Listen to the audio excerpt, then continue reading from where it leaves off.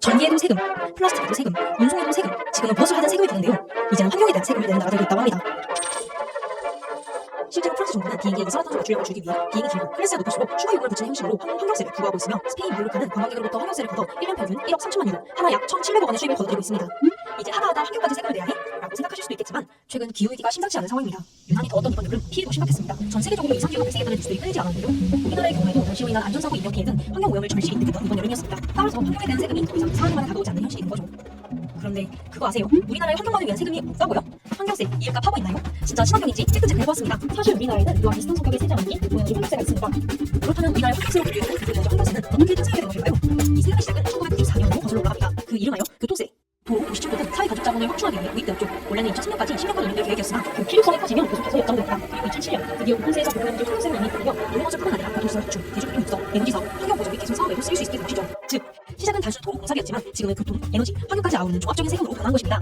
다시 살펴보자면 교통 인프라 확충, 에너지 전략, 환경 개선 등을 복합 목적으로 하는 세금으로 환경 분야에 일부 사용될 수도 있으나 이중 자체로 법적 구조도, 과세 대상도, 환경세와도 법령이 다릅니다. 2022년 한국지방연구원에서 밝힌 교통에너지 환경세 제어 기준에 따르면 전체의 30% 정도가 환경을 위해 사용되고 있습니다. 그렇다면 교통에너지 환경세에 대한 사람들의 인식이 어땠을까요? 저희 그거 아세요 팀은 청소년들의 대상으로 환경세가 존재한다고 생각하는지, 현재 교통에너지 환경세에 대해 어떻게 생각하는지 물었습니다. 첫 번째, 우리나라에는 환경만을 위한 환경세가 존재할까요?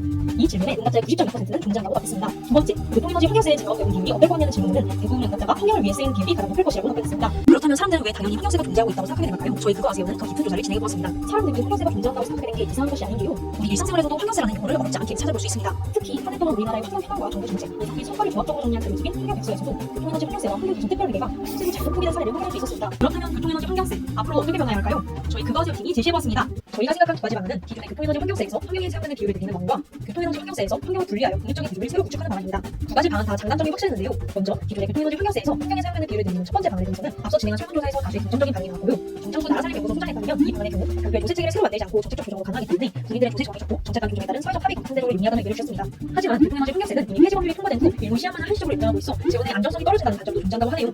교통에너지 환경세에서 환경을 분리하여 독립적인 구조를 새로 구축하는 방안의 경우 인터뷰를 진행한 다수의 전문가들이 긍정적이라고 답한 방안이었는데요.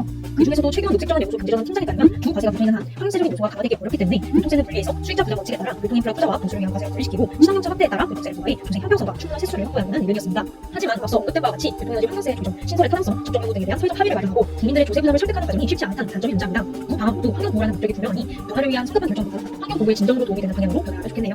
교통에너지 환경세, 이름만 보면 친환경적으로 전 보입니다. 하지만 교통에너지 환경세, 진짜 환경 개선과 보호를 위해서라면 이름값에 걸맞게 이제는 진짜 환경을 위한 세금을 고민해야 하지 않을까요? 환경을 바로 보는 눈, 그 시작은 세금을 바로 보는 눈일지도 모릅니다. 그거 아세요? 작은 불이 피어나가 세상의 변화를 만든다는 걸요.